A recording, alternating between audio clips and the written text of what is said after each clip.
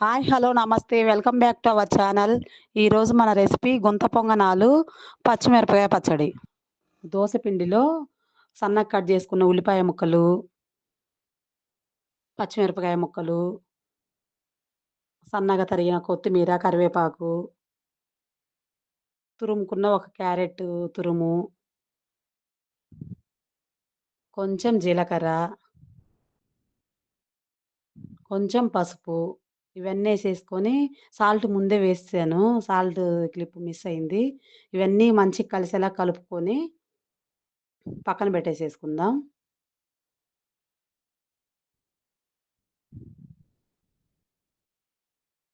ఇది పక్కన పెట్టేసేసుకుందాం. ఇందులో కాంబినేషన్ పచ్చిమిరపకాయ పచ్చడి చేసుకుందాం. స్టవ్ వెలిగించి పాన్ పెట్టాను. 2 స్పూన్స్ ఆయిల్ వేసుకోవాలి. కొంచెం ఆయిల్ వేడైతే కొంచెం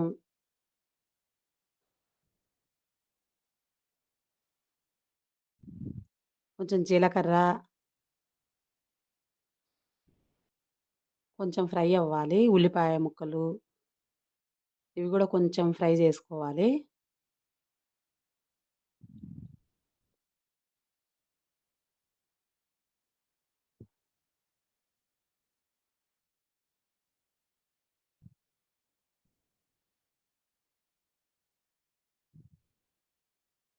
ఇందులోనే పచ్చిమిరపకాయలు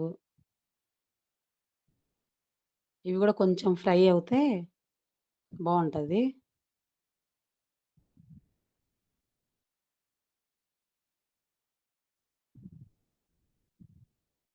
కొంచెం ఒక్క నిమిషం మూత పెట్టేసి ఉంచుకుందాం. తీసి చూద్దాం.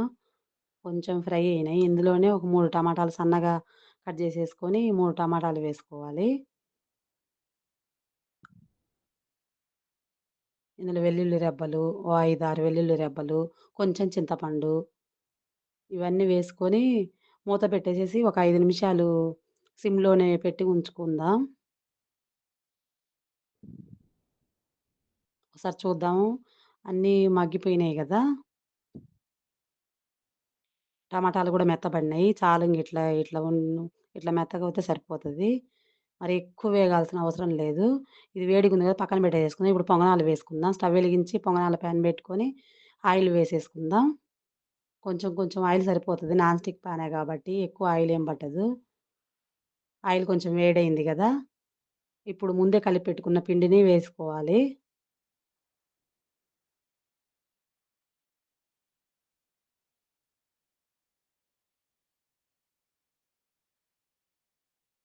వేసేసుకున్న పైన గూడా కొంచెం ఆయిల్ వేసేసుకొని 2 నిమిషాలు మూత పెట్టేసేసుకోవాలి. తీసి చూద్దాం. మంచిగా కింద ఫ్రై అయిపోయినాయి. ఒకసారి అన్నీ తిప్పేసేసుకుందాం.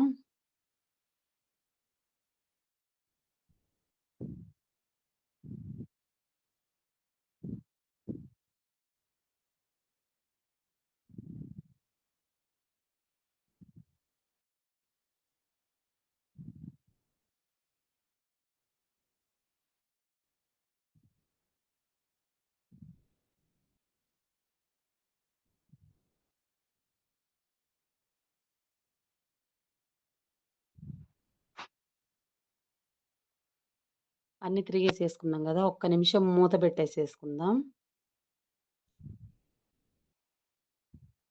రెడీ అయిపోయినాయండి. ఒకసారి తీసి చూద్దాం. రెడీ అయిపోయినాయి. ప్లేట్‌లోకి తీసుకుందాం.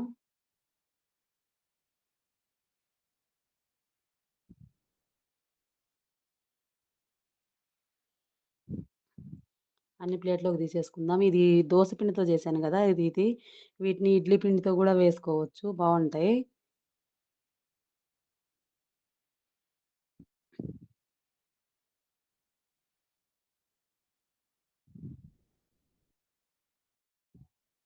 ముందే మనము ఇవి అన్నీ చేసి పెట్టుకున్నాం గదండీ! వేడిగున్నాయనగా చల్లగా అయిపోయినాయి పచ్చిమిరపకాయలు, టమాటాలివి. ఇవి ఒకసారి అన్నీ మిక్సీ గిన్నెలోకి తీసుకొని మిక్సీ వేసుకుందాం.